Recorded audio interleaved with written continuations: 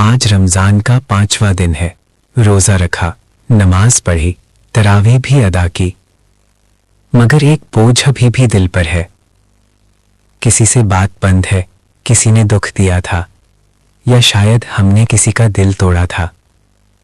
रमज़ान सिर्फ इबादत का महीना नहीं, रिश्तों को जोड़ने का महीना है। सोचो, जब हम अल्लाह से माफ़ी मांगते हैं तो क्या हम दूसरों को माफ़ करने को तैयार हैं? क्या हम चाहते हैं कि अल्लाह हमें माफ़ करे लेकिन हम किसी और को माफ़ ना करें? दिल पर जो बोझ है वो सिर्फ एक मैसेज से हल्का हो सकता है, माफ़ कर दो।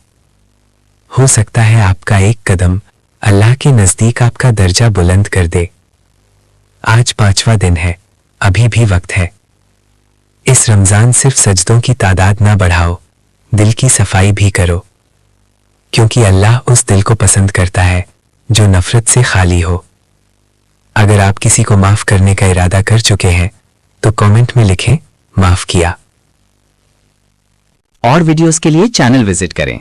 वॉइस ऑफ नूर पर रोजाना रमजान शॉर्ट्स।